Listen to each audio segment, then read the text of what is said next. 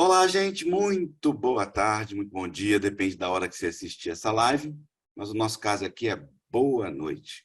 Vamos dar sequência à série de entrevistas, conversas, bate-papo sobre o livro O Intérprete de Borboletas, terceiro romance de Sérgio Abranches, que está aqui conosco, editado pela Reca, de capa linda, inclusive muito boa para borboleta na orelha, caso vocês queiram, tá vendo? Só dá do lado de cá, dá do lado de cá também se virar, a borboleta fica dos dois ouvidos. E, brincadeira, hoje a gente tem a alegria de trazer para esse ambiente literário Miriam Leitão. Muito boa noite, Miriam. Boa noite. É um prazer estar aqui, sabe? Eu sei que eu não estou longe do autor, mas é um prazer enorme reencontrá-lo aqui nesse espaço para a gente falar do que a gente viu na pandemia, né? De como eu vi o livro nascer. Eu tenho muita intimidade com ele, então vamos conversar. Maravilhoso. Bem, gente, o tema que nós elegemos, só fazendo uma lembrança para as pessoas, nós extraímos do livro um leque de assuntos e convidamos algumas pessoas, queridas, é claro, de cada uma das áreas que a gente considerou afim, para discutir o livro O Intérprete de Borboletas. Nós convidamos o Pedro Doria, Bruna Lombardi, Andréa Pachá, enfim, uma sequência de pessoas que vocês vão aí assistir aqui no YouTube do Sempre um Papo. E como a gente sempre faz, eu franqueio a palavra para o Sérgio para contextualizar esse extrato do livro que a gente chamou de confinamento na pandemia, mas que é muito mais que isso, né, Sérgio? Boa noite. Boa noite, Afonso. Boa noite, Miriam. De fato, é um texto para a gente falar sobre várias coisas, né? O livro, de fato, foi escrito durante a pandemia e o próprio enredo, em algum momento, se encontra com a pandemia, né? Mas a ideia de escrever no confinamento tem a ver também com a própria questão da literatura, né, Afonso e Miriam? Porque a literatura ela é uma, ninguém escreve por escrever, todo mundo escreve por necessidade, né? Você tem uma necessidade de se comunicar, de contar histórias e de refletir junto com os leitores, porque a literatura ela é uma interação, ela não é um ato solitário. Escrever é um ato solitário, mas a literatura é uma interação, depende sempre dos leitores, né? E a relação entre o leitor e a obra é que enriquece a obra e cada um lê de uma forma diferente, faz uma leitura própria do que a gente escreveu, né? E nesse caso eu me lembrei de tanta coisa, eu me lembrei do Rosencroft falando sobre Memórias do Calabouço, eu me lembrei de Graciliano Ramos escrevendo sobre a prisão, né? Quer dizer, porque no fundo, todos nós ficamos presos, de certa forma, né? Durante a pandemia, e cada um de nós desenvolveu uma estratégia diferente para lidar com esse isolamento, né? É isso.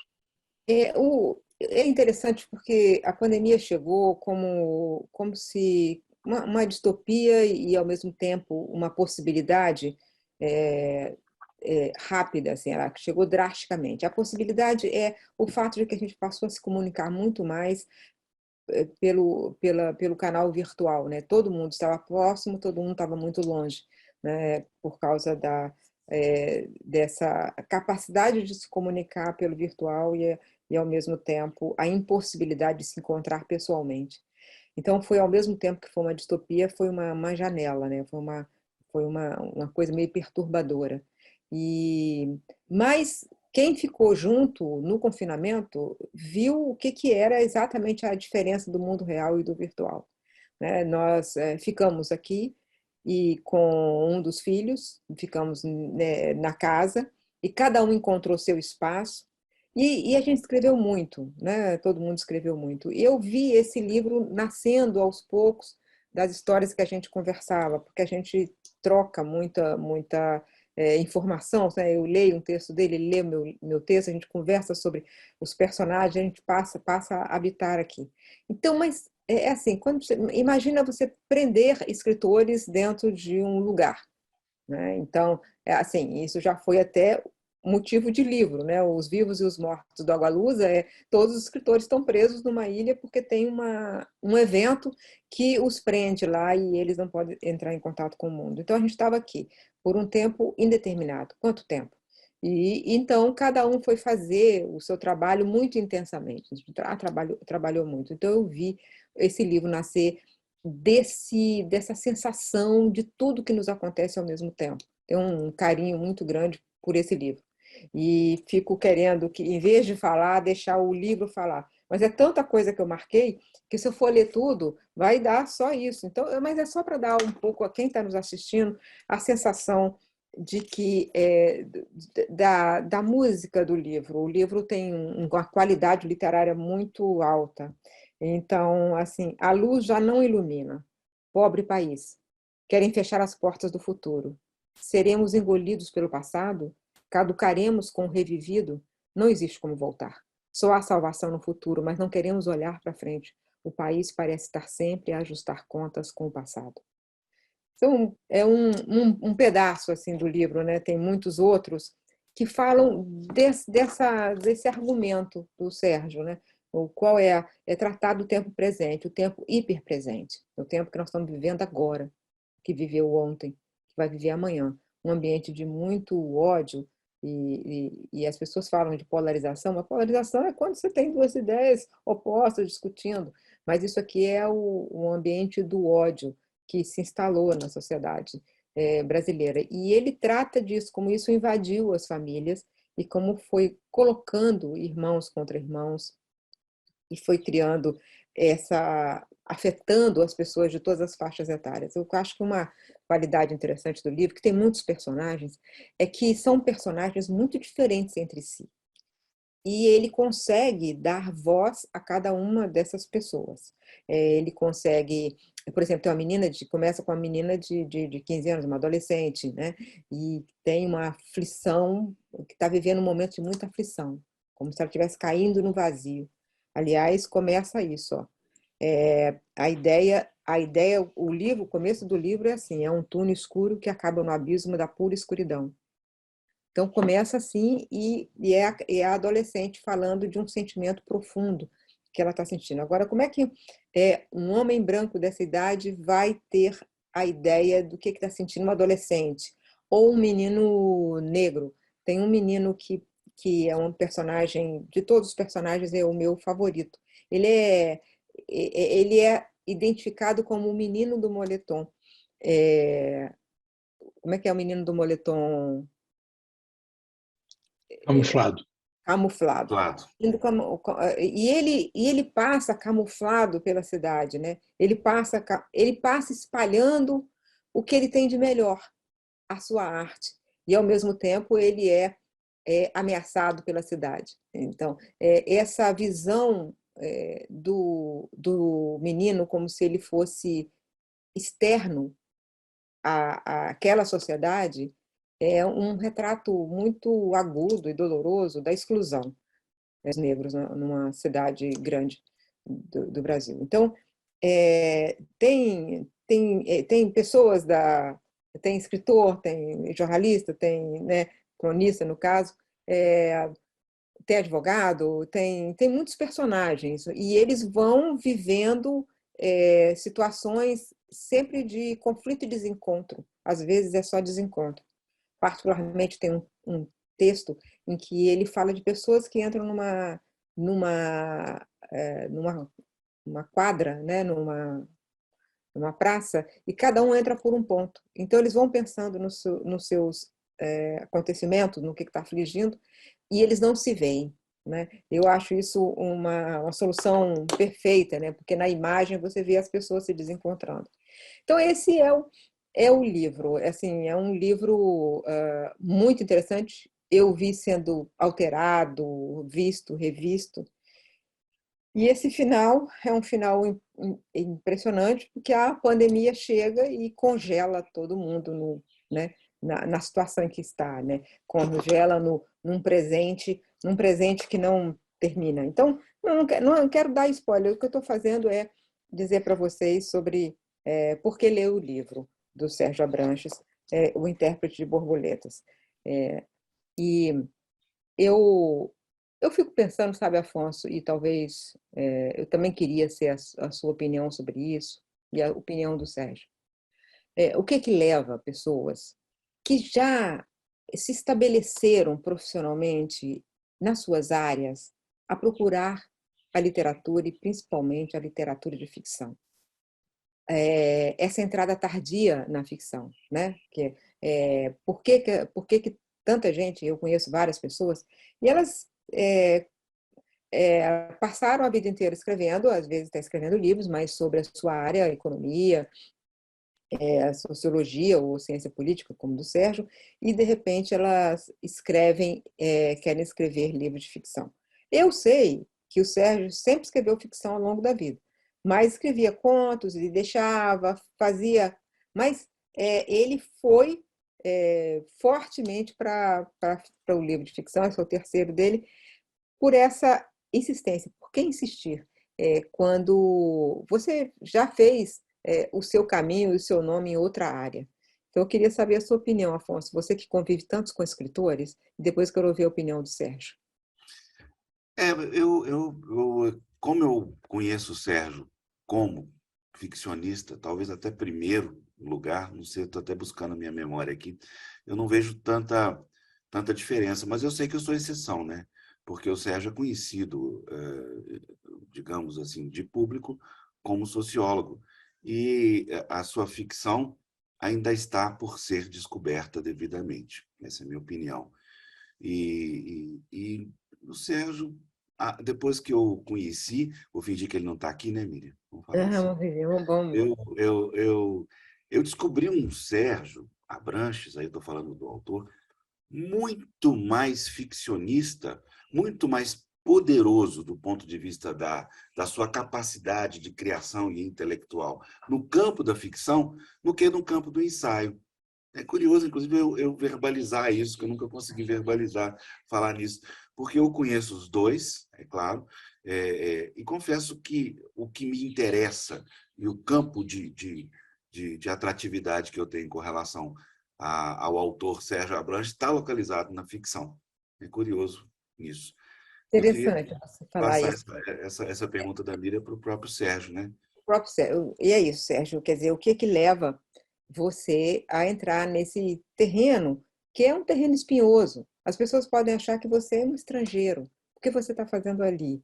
Né? Tem os ficcionistas que estão a vida inteira vivendo da ficção, né? Ou já escreveram muitos livros, escreveram livros quando jovens, publicaram quando jovens.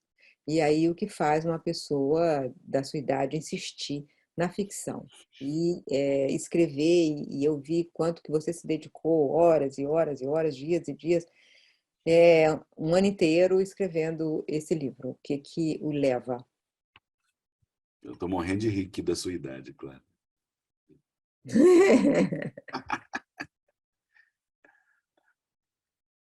Libera o seu áudio, Sérgio, por favor. Libera o áudio. Eu estava tirando um negócio aqui que estava trabalhando no meu pé, estava fazendo muito barulho, eu desliguei o áudio. Olha, basicamente o meu Espero que amor você pela tenha literatura. prestado atenção enquanto estava porque eu estava pegando no seu pé. Enquanto você Eu estava sei. escrevendo aí, eu estava pegando no seu pé aqui, inclusive Eu, falando não o número exato, mas falando uma pessoa da sua idade. eu vi. Mas eu outro dia estava conversando com uma pessoa que disse assim, porque agora eu já estou velha e eu disse, olha, a velhice rejuvenesceu. Ninguém, a velhice rejuvenesceu e tem muito tempo ainda para chegar nela. Mas é o seguinte, são duas coisas, eu tenho pensado muito nisso. Mas o foco aqui não é a idade, mas é o fato de ter feito uma carreira, estar no momento, já ter feito uma carreira madura em outra área, ter ocupado um espaço em outra área que você buscou, mas você insiste na literatura, que é o seu sonho primeiro. Pois é, isso tem a ver com três coisas, na verdade. Eu tenho pensado sobre isso. Tem a ver com o próprio amor à literatura, né? Eu passei muito tempo, por exemplo, não conseguindo ler o que saía de literatura contemporânea brasileira, porque eu estava mergulhado nos livros de sociologia e nos trabalhos de sociologia e não tinha tempo para ler. E quando eu me dei esse tempo, eu realmente voltei para um grau de encantamento que há muito tempo eu não tinha. A segunda coisa é que eu acho que a própria sociologia, eu estou fazendo uma migração para um gênero literário que é mais literário do que digamos, que não é acadêmico, né? Que é o ensaio. O ensaio, ele inclusive foi durante muito tempo, e hoje ainda, no presente momento ainda é assim, ele é desprezado por aqueles que escrevem textos acadêmicos por causa da sua, digamos, indisciplina, no sentido de não fazer uma análise sistemática dos conceitos, não fazer uma análise dentro dos moldes em que a escultura literária, acadêmica hoje, sobretudo na área das ciências sociais, adotou. Mas eu me lembro que na época que eu dava aula, eu dizia para os meus alunos: não se conformem com as formas, não aceitem moldes, porque isso isola o pensamento acadêmico dentro dele mesmo, impede o relacionamento com o outro, com o público mais amplo, e, ao mesmo tempo, faz com que você deixe de ser criativo. Então, e a gente precisa de criação mesmo nas ciências sociais, aliás, até nas ciências exatas, para poder ter inovação. Então, eu hoje não me considero mais parte da comunidade de ciências sociais acadêmica. Eu me considero um escritor, um ensaísta e um ficcionista. E isso dá, de fato, um problema de encaixe no mundo, porque eu nem bem sou aceito entre os escritores como um deles, não é? Como um escritor digamos, de estirpe, nem sou mais aceito na academia como um acadêmico, porque eu já não faço mais o tipo de trabalho que eles fazem. Eu acho que essa sempre tem sido uma espécie de escolha de vida minha, sabe? Quer dizer, sair das zonas de conforto, porque as zonas de conforto elas quase soam como uma aposentadoria precoce, né? Você se acomodar numa determinada coisa e enfrentar coisas novas. Eu não tenho tido assim. O Afonso tem razão que minha literatura ainda não foi totalmente descoberta, porque quando a imprensa fala de mim, ela fala sobre o lançamento do livro, mas ninguém escreve sobre meus livros. Enfim, será que isso é importante? Eu acho que eu tenho tido muita recompensa dos leitores. Dos leitores eu tenho tido muita recompensa, né? Ainda ontem, numa live, numa mesa redonda de lançamento de um livro de sociologia,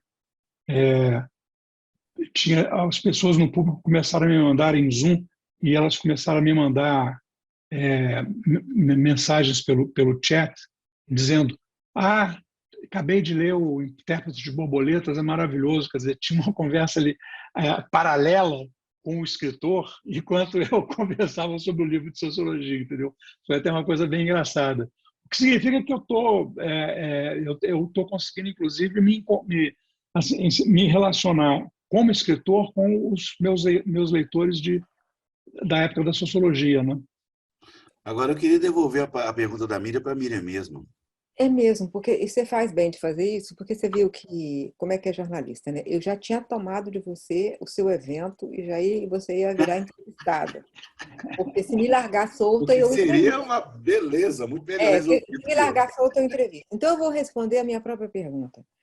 E que é o seguinte: o que leva uma pessoa, né, que já fez uma carreira em qualquer área a querer escrever ficção e a dedicar o tempo todo que a ficção exige que se dedique, porque a ficção é algo que toma.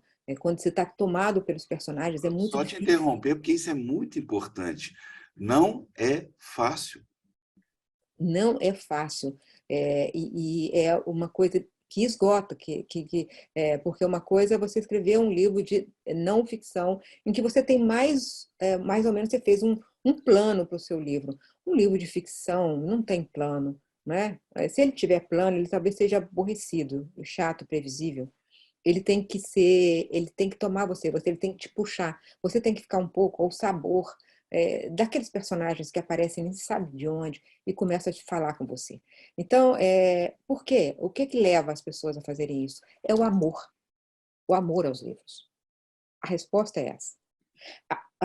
Todas as pessoas que fazem esse movimento é porque respeitam a literatura de ficção profundamente, sempre respeitaram, sempre amaram. Foram filhos dessa literatura, né? Leram muito na infância, entraram nos mundos que todos os autores abriram para nós, os leitores, né? São pessoas que, às vezes, até fugiram um pouco da ficção por medo, por tanto amor, ter medo da ficção, dizendo assim, eu não serei capaz. Então, eu vou para um mundo mais concreto. E quando vai para o mundo mais concreto, qual é a vantagem? Pelo fato de você ter, ao longo da vida, lido muito, você tem as músicas, toda a melodia da palavra bem escrita, que você, ao longo da vida, foi ouvindo as várias melodias de vários autores. Então, quando você vai para um texto, mesmo técnico, aquela linguagem, aquela forma não te aprisiona. Então, o texto é característico. Você consegue perceber no texto de um economista, por exemplo, quem leu muito, quem tem, portanto, essa semente da literatura, né? Um texto do Pércio Arida, um texto do André Lara Rezende, são textos, né? Um texto do Celso Furtado, um texto do Edmar Baixa, né?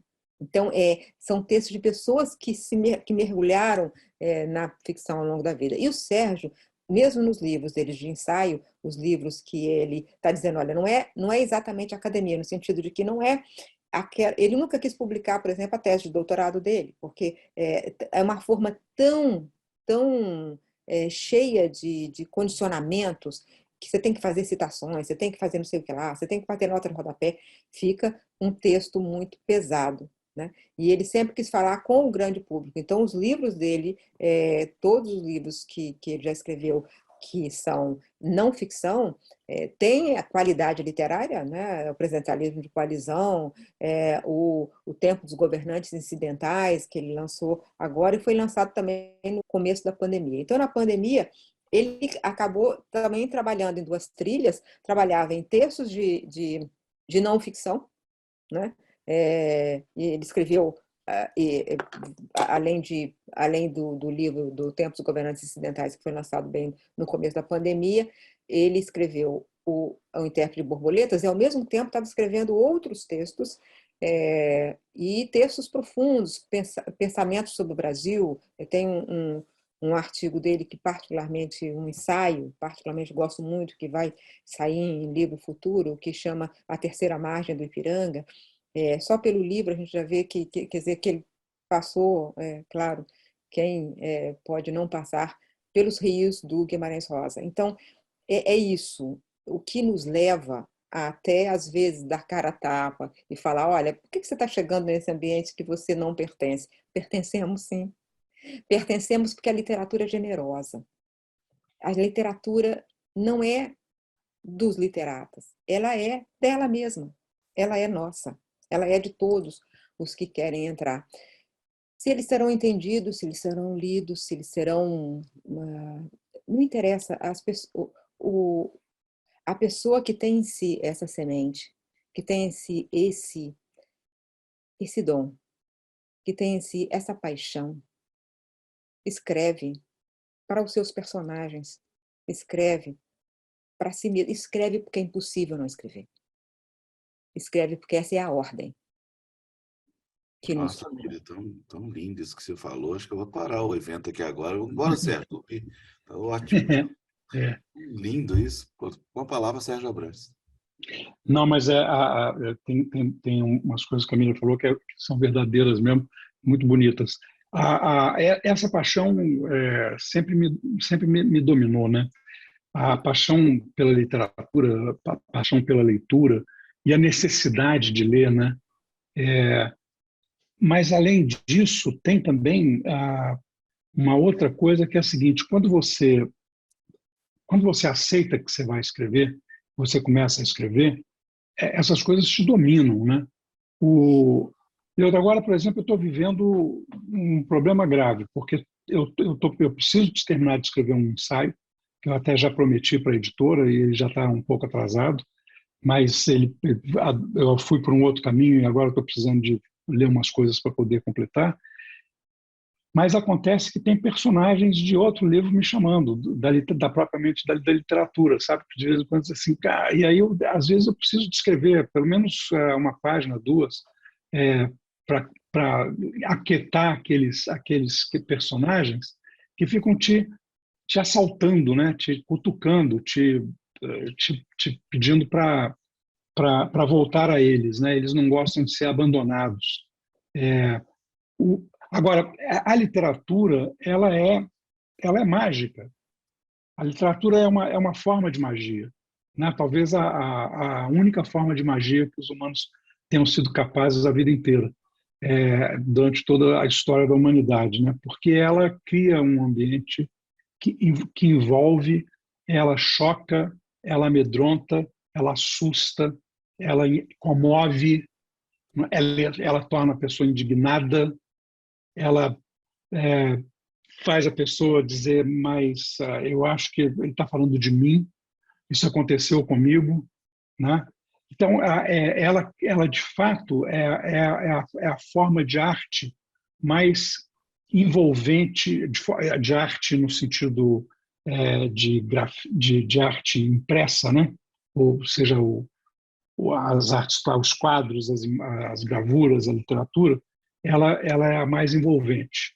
É claro que o teatro e o cinema têm um outro grau de envolvimento, porque eles te colocam dentro da cena, né? Mas a literatura, às vezes, coloca também a gente dentro da cena, né? Por quantos caminhos eu já não caminhei, por quantos labirintos do Borges eu não me perdi, por quantas veredas do Guimarães eu não me embrenhei para quase nunca mais sair delas, né? Então, eu me senti angustiado com a minha forma metamorfoseada num inseto quando eu li a Metamorfose do Kafka, né? Eu me senti processado como K no processo. Ou seja, eu me via conversando com Settembrini na Montanha Mágica. Então tem esse eu de fato mergulho na literatura e esse mergulho na literatura é que talvez me leve mais consistentemente a escrever. De repente eu preciso de criar um mundo no qual eu possa colocar as minhas ideias em movimento, colocar ideias que não são minhas na boca de quem propriamente tem essas ideias, né?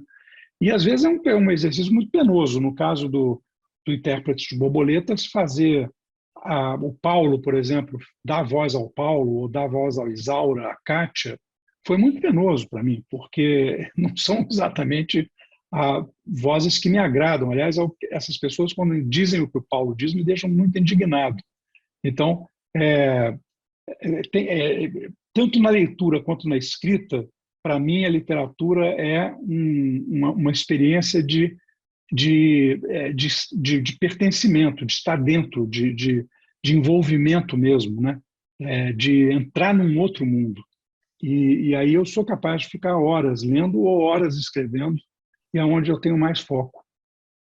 Pois é, eu vivo uma vida muito mais intercalada de demandas e entregas, né? Eu tenho que entregar, pá, pá, pá, pá, eu tenho que entregar todo dia, fazer comentário, escrever coluna e tal. E a gente viveu a pandemia de forma diferente, né? Porque o Sérgio passou a ser muito demandado para dar aulas virtuais, em universidades que falavam, caramba, agora já que a distância não existe, a distância virou uma abstração, então ele foi convidado para dar aulas assim, dar uma aula aqui, dar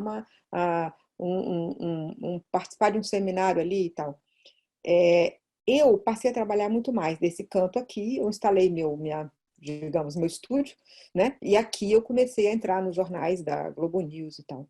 Mas mesmo assim, a gente ficou muito intensamente com os livros da literatura. A gente leu muito, né, nesse período, e livros importantes, e o Sérgio já tinha lido muito mais esses livros contemporâneos, então ele falou, olha, esse aqui é ótimo, esse aqui é ótimo, a gente foi lendo junto e debatendo os livros, então tinha momentos, que a gente criou momentos de conversas, assim, sexta-feira à noite, depois de fechada a coluna, então a gente tinha, né, tentava criar uma espécie de happy hour para a gente, né, falar de outras coisas, e falava dos livros que estava escrevendo. Eu lancei nesse período, na pandemia, escrevi e lancei A Democracia na Armadilha, que foi um título, inclusive, que o Sérgio deu o título, né, Democracia na Armadilha. E, mas, ao mesmo tempo, eu comecei a escrever, um pouco antes da pandemia, um livro que também é uma coisa que conversa bastante com o Intérprete de Borboletas, porque é um livro também de distopia do presente, né? Presente bem atual. E eu comecei a escrever isso. Toda vez que eu começo a escrever um livro, você fala, tem um livro que você precisa ler sobre isso. E, normalmente, esses livros me ajudam e informam e tal. Eu tenho uma coisa, eu li aqui uma resenha de uma coisa que talvez te interesse. Aí ele pegou um livro e me deu um livro para ler. Esse livro me bloqueou, porque ele era tão bom, tão bom, tão bom, que ele bloqueou um pouco essa. Então, tem um livro que está semi-escrito, que eu retomei agora, nos últimos dias. Eu consegui sair do bloqueio.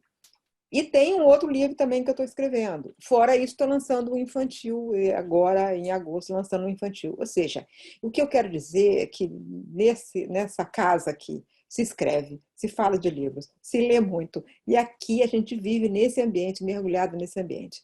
E até quem me conhece já sabe, quem nos conhece já sabe, que a gente começou a namorar por causa de um livro, né? Porque eu fiz uma pergunta aleatória, né?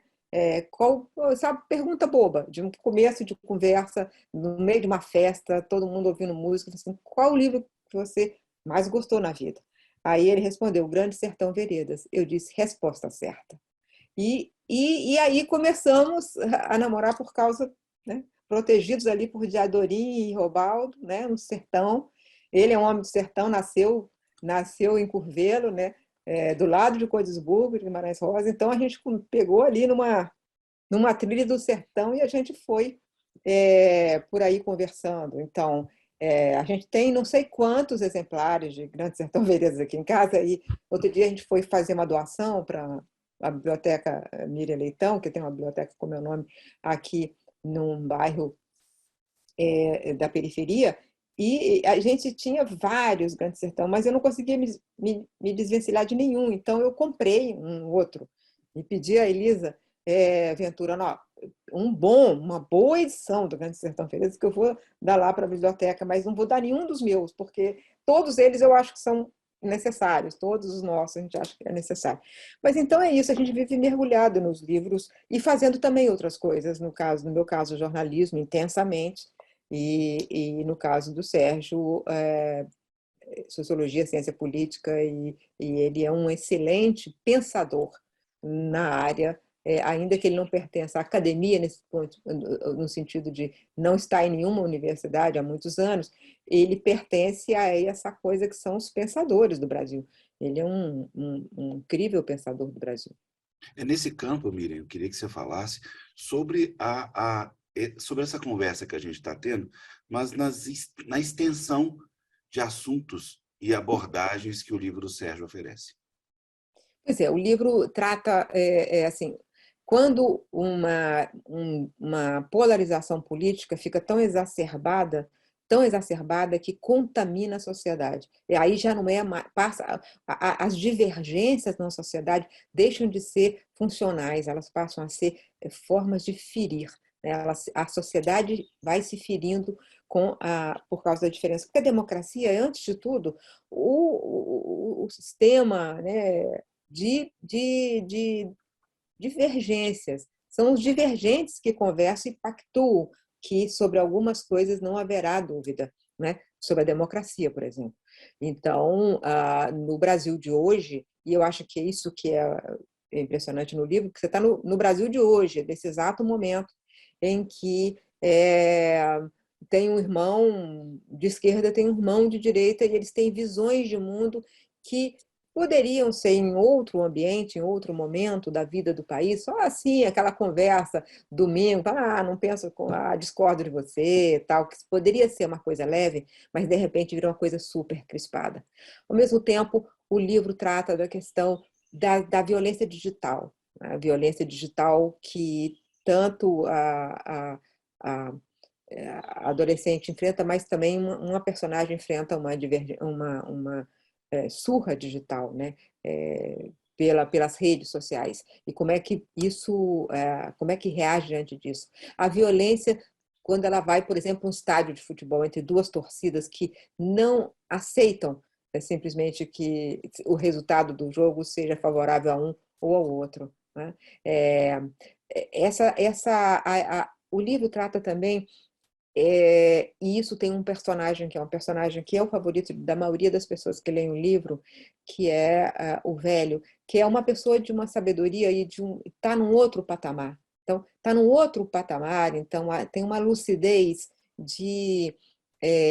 diferente, assim. De repente fala uma coisa que parece um enigma, né? Parece uma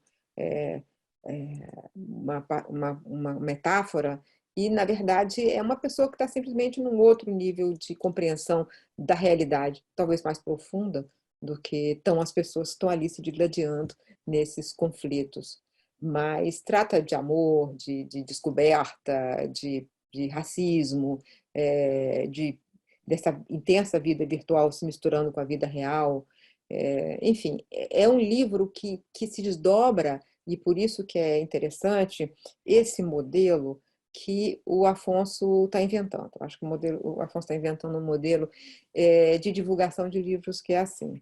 Ele fez uma série de lives com pessoas que olham por ângulos diferentes, né? O especialista em mídia social, por exemplo, ou a artista que vai olhar por um outro ângulo, né? Cada um vai olhar por a juíza, a desembargadora, enfim, como é que vai olhar por esse ângulo, cada um por um ângulo diferente, o que tá sendo tratado ali no livro.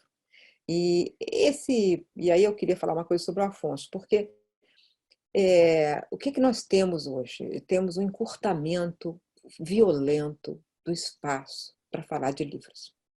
E isso é lamentável, lamentável. Os jornais acabaram com cadernos especiais, não todos, felizmente não todos, e existem alguns notáveis, mas os jornais acabaram com os cadernos de literatura. E os críticos têm cada vez menos lugar para escrever, e quando são chamados para escrever, o crítico é chamado para escrever, ele acha que o crítico tem que criticar no sentido de colocar defeitos, e não de convidar o leitor a ler, fazer o leitor ler de uma maneira crítica, né? Inteligente, né? Crítica nesse sentido, aquela obra. Então, o que nós vamos fazer? Né? Vamos fazer apenas lançamentos, vai na livraria, autografa, às vezes lançamento com debate, e passa aquele dia, passou. O que ele está inventando vamos conversar sobre ângulos diferentes de uma mesma obra? Vamos deixar fazer um espaço para que essa conversa esteja e que as pessoas possam entrar a qualquer momento e assistir essa conversa. Então, eu estou torcendo para isso dar certo, Afonso, porque você foi está sendo muito criativo ao longo da sua vida inteira, ou Sempre um Papo foi isso, passar o tempo todo falando de livros. E aí esse tem sido o seu ofício. E agora você abre uma porta diferente no intérprete de borboleta, se abre essa porta para falar dessa forma. Então, eu acho que é muito, muito interessante mesmo isso que você está fazendo. Quem está nos ouvindo agora pode achar que essa é uma conversa, essa é uma conversa entre Miriam e Sérgio, uma conversa entre marido e mulher sobre livro. Mas a ideia é essa, escrevendo na pandemia, dentro de casa, trancados em casa, escrevendo sobre livros. E o Afonso foi talvez um dos primeiras pessoas que leram o livro, né? Eu fui em casa, a gente lê muito o que o outro faz, mas o Afonso talvez tenha sido o primeiro. E não é porque um dos personagens chama Afonso, não, mas ele gostou do livro. E um personagem, aliás, muito simpático, que se chama Afonso. E gostou do livro e realmente é, abriu, inventou espaços para que se fale desse livro. É isso. Eu acho, inclusive, Miriam, que não é, essa ideia é uma ideia para o livro do Sérgio.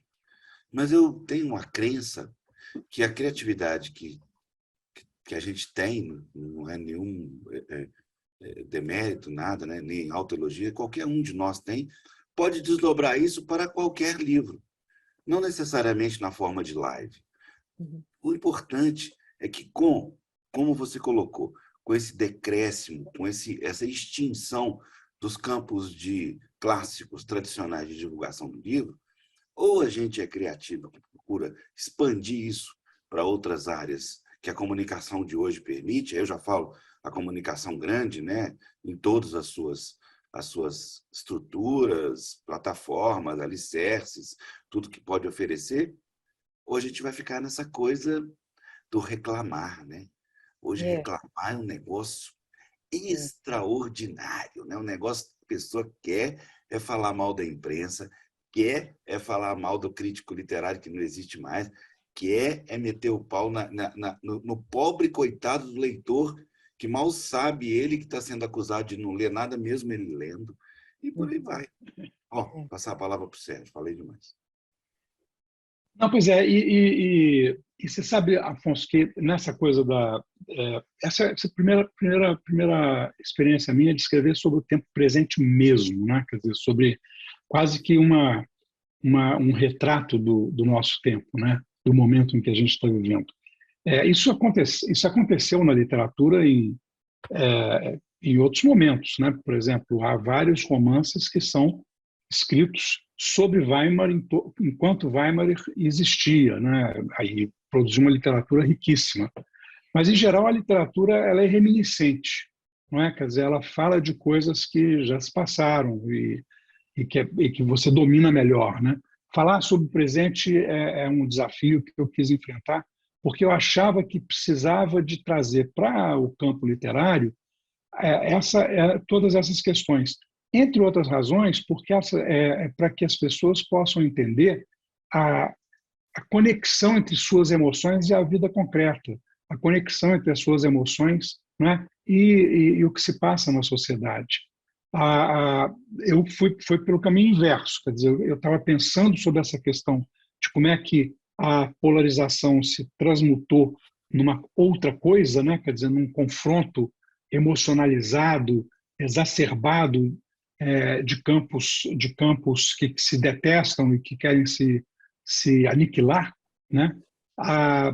E como é que isso invadiu o cotidiano das pessoas. E aí, para falar de emoção, para falar das coisas da alma, a ciência social não se dá muito bem, ela não consegue, ela meio que despreza isso. Então, a psicanálise, né, a psicologia dentro das ciências sociais são as que mais se dedicam a isso. A antropologia, em parte, faz isso também ao analisar a cosmogonia daquele grupo que está estudando, etc. Né? Mas é diferente.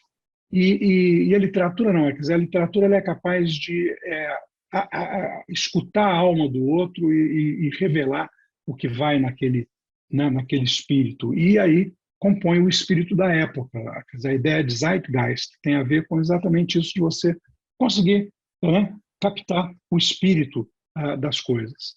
E esse exercício de empatia emocional, né, que você também acaba criando com o seu leitor, me parece ser um instrumento muito mais poderoso do que qualquer texto crítico, né, sobre o perigo que nos ronda. Então, o perigo que nos ronda é esse, de repente a gente se vê diante de uma situação, não de violência extrema que nos atinge. Então, eu acho que a literatura é o campo adequado para falar desse tema. Legal.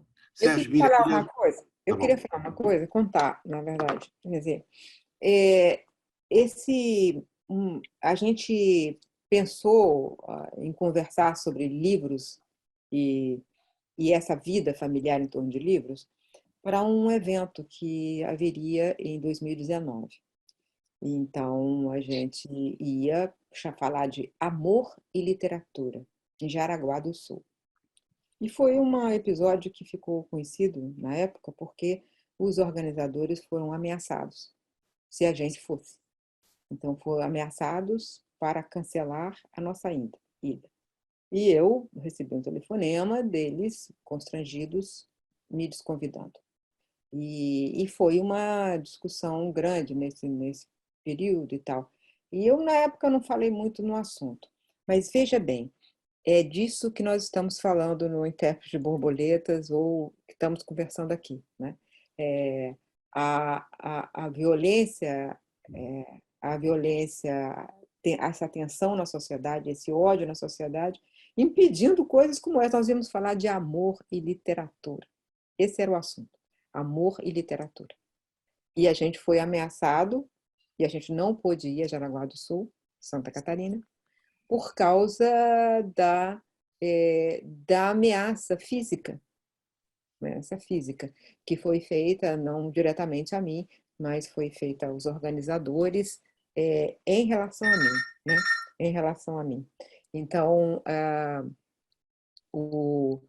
esse foi é engraçado, porque assim, eu estava falando aqui com você, Afonso, sobre essa paixão pela literatura, e falei assim, essa conversa está aqui dentro há tanto tempo, porque eu queria conversar sobre isso na feira de Jaraguá do Sul e não pude ir.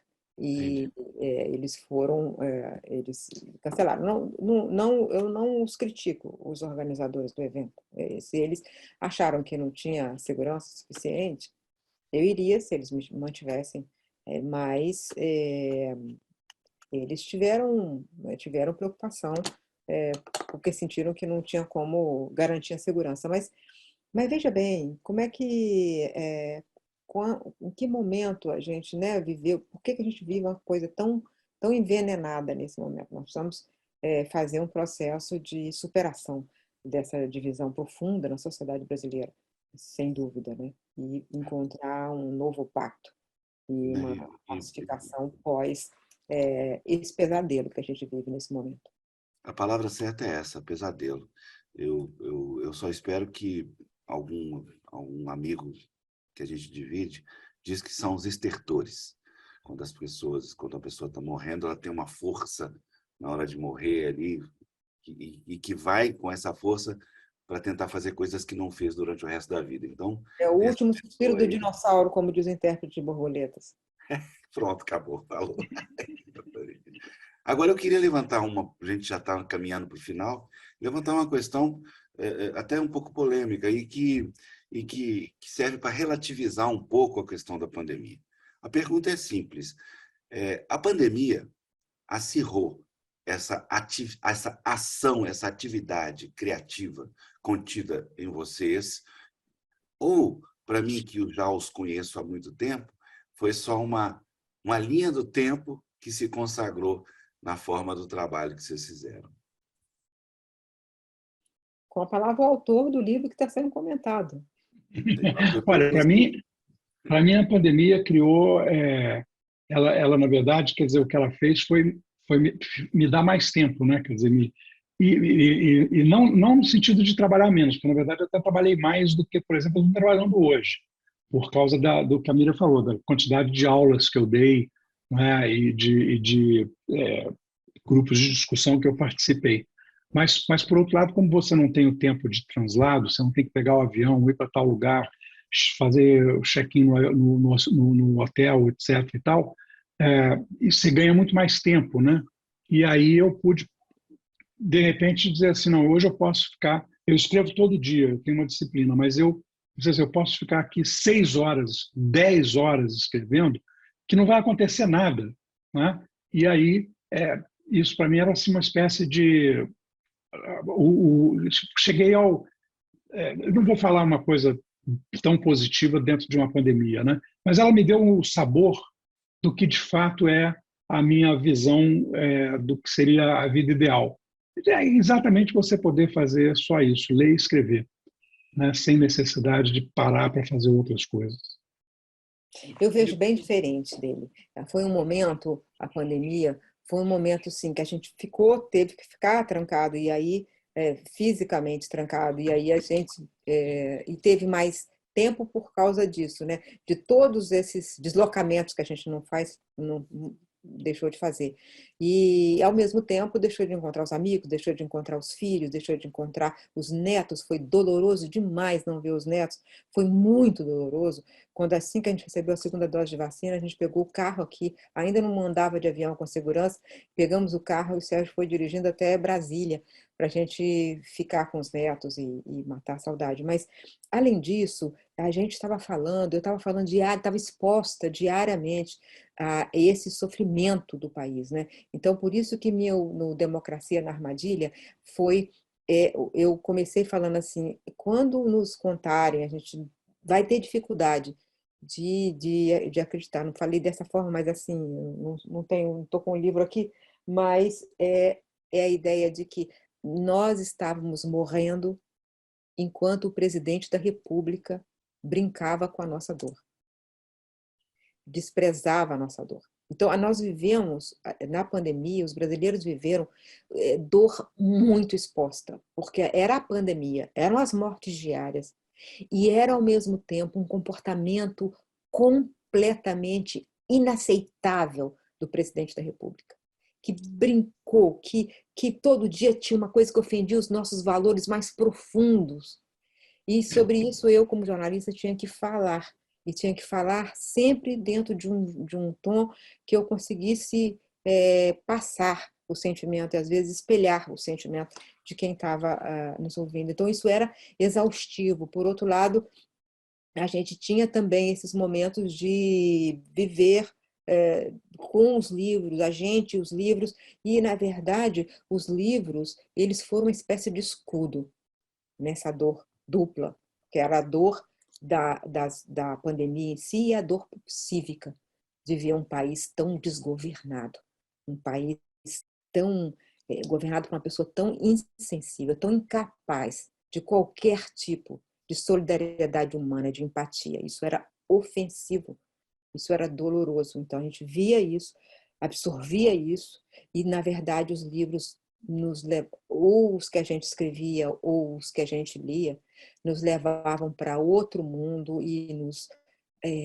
apaziguava. É nisso que o Sérgio está falando, nesse mundo ideal. Teve um momento que a gente entrava na chamada bolha literária, porque era onde a gente recuperava as forças. Quando a gente estava lendo ou discutindo um livro, a gente passou, às vezes, uma tarde, né, um final de tarde inteiro, e vários outros momentos, falando sobre Itamar Vieira Júnior e seu magnífico livro. Então, quando a gente falava de Torto Arado, a gente estava pensando nas raízes do Brasil, as raízes do Brasil, dessa iniquidade brasileira. E, ao mesmo tempo, da beleza de surgir um autor assim, um autor com essa grandeza no espaço de ser assim jovem, né? Enfim, são tantos autores que a gente leu e discutiu e tanto que a gente viveu dos livros. Então, é isso que, para mim, foi a pandemia, foi a dor extrema e a proteção que me foi dada pela literatura, pelos livros que eu li, pelo que a gente escreveu. Interessante. Hoje eu fico até refletindo sobre o que nós vivemos e sobre uma certa apatia do que isso resultou em nós. Mas, em outra medida, como a natureza humana é muito estranha, acho que quando essa coisa toda política passar, o próximo momento que a gente vai enfrentar é esse momento de enfrentamento com o que nós vivemos. Por isso que eu acho que o livro do Sérgio é tão importante, que conseguiu apreender esse contexto do que está acontecendo agora na forma que fica, né? Que é a forma da ficção. A ficção também tem essa qualidade, né, Sérgio? Ela fica sobre formas que a gente não sabe como. Você não conhece direito o seu leitor, não conhece o seu futuro leitor, né? Não conhece nem como você próprio disse, com relação às veredas que ficam dentro da gente, né? Você nem sabe ao certo como cada pedaço do personagem, o trecho do seu livro, vai participar da vida da pessoa. É isso, né? E foi exatamente essa dor que me fez escrever esse livro, né? Porque eu queria que ela fosse colocada junto com outros sentimentos, né?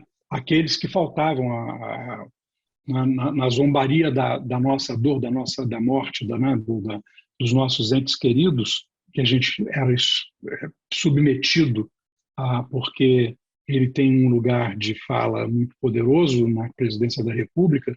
Essa dor associada também aos sentimentos nobres do ser humano, mostrando que, apesar de toda essa aridez, ainda há o humano que prevalece e que vai prevalecer. Né? Bem, gente, estou aqui, de certa forma, até emocionado. Foi uma live, para mim, importantíssima. Eu acho que a gente conseguiu cumprir esse arco de assuntos até mais além do que a gente imaginava. Eu queria passar a palavra para a Miriam encerrar e depois o Sérgio. Eu queria falar antes de falar do Sérgio, eu queria falar um pouquinho de mim, já que são os dois escrevendo. Queria mostrar o livro novo que saiu, né? Menina que conhecia o fim da noite, que título lindo, né, Miriam? Que conhecia o fim da noite. E tem tudo a ver com o que a gente está falando, sabe? Por isso que dá um spoiler do livro aí para o pessoal. Não, eu só vou mostrar isso aqui, ó. Que lindo. Houve uma noite maior que as outras e foi nela que tudo isso aconteceu. A gente está falando de uma noite, parece muito maior que as outras. Então, esse livro é um livro de criança, mas que tem recados para os adultos, né? Esse aqui foi o outro que eu lancei também, né, nesse período, e que começa, eu estava tentando lembrar o começo, e trouxe aqui para falar, ó. O Brasil enterrava seus mortos diante de um presidente que tripudiava do sofrimento coletivo. É isso que eu queria lembrar e não estava me lembrando. Mas eu queria falar tem vários trechos que eu gosto muito do livro, e então eu queria terminar lendo alguns pedaços do livro rápidos, não vou tomar muito tempo, mas para que você, leitor, sinta vontade de ler o livro do Sérgio, O Intérprete de Borboletas. Depois do medo, uma tristeza densa, saudade infinita do que seria. Mais adiante, ele retoma essa mesma ideia. A estranha saudade do futuro perdido. Pior que a lembrança do que se foi é a nostalgia do que não se viveu, a aflição de pura impotência correndo pela espinha até os pés, como uma fila de formigas corredeiras. Isso bem no começo, é a primeira página. E tem muitos trechos bons, assim. E eu queria falar do sentimento, de repente ele capta numa frase o que a gente está sentindo, né? E agora Eduardo, a quem o velho conhecia desde que nasceu, estava ali precisando de seus conselhos para encontrar um jeito de escapar da armadilha de sentimentos envenenados pelo ódio, da convivência incômoda com pessoas com as quais nada mais tinha em comum. Como reatar relações perdidas por escolhas desencontradas. E mais adiante fala, Eduardo falou da armadilha de ódios reais e simpatias falsas em que vivia. Então, assim, é difícil não se reconhecer nesse livro do Sérgio em inúmeros trechos. Então, é isso. Parabéns, Sérgio, pelo livro que você escreveu. Obrigada, Afonso, pela sua generosidade em divulgar o livro. Sérgio. Afonso, normalmente eu leio um pedaço, alguma coisa, um trecho do livro, ou então falo alguma coisa, né? Mas eu vou fazer uma coisa que vai ser emocionante para nós, que é o seguinte. Numa das edições de Que País é Este?, o Zé Murilo de Carvalho, que também é mineiro, pinça um poema de um poeta que eu queria homenagear aqui, e que tem tudo a ver com o que a gente está falando, e que tem uma coisa de confluência O Matheus Leitão, ele deu um furo na Veja essa semana, mostrando que eventualmente tem um complô parecido com aquele do Rio Centro, né, em que a bomba explodiu no colo deles, mas eles iam, na verdade, explodir um teatro cheio de pessoas que eram contra a ditadura, de artistas e estudantes, e colocar a culpa na extrema-esquerda, né? E agora iriam fazer a mesma coisa e colocar a culpa na extrema-direita. Mas e o Afonso Romano de Santana escreveu um poema, e ele disse, e eu quero ler só esse pedaço de poema que tem a ver com o que a gente conversou aqui, com o que a gente tem visto no Brasil. Deixa eu só corrigir, Sérgio, peraí, só corrigir. Não ia colocar a culpa na extrema-direita, a extrema-direita ia fazer para que, de novo, se desse a impressão de que seria esquerda, é porque você falou. Exato, foi. Mentiram-me. Mentiram-me ontem e hoje mentem novamente. Mentem de corpo e alma, completamente. E mentem de maneira tão pungente que acho que mentem sinceramente. E de tanto mentir, tão bravamente, constrói um país de mentira diariamente. Obrigado, Afonso. Obrigado, Miriam. Foi ótimo. Adorei. Gente, muito obrigado e vamos dar sequência à nossa série de conversas com Sérgio Abranches. Eu esqueci de mostrar o livro. Eu estou esquecendo de mostrar o livro, Sérgio. Você tem que me ajudar. Nina, você tem que me ajudar.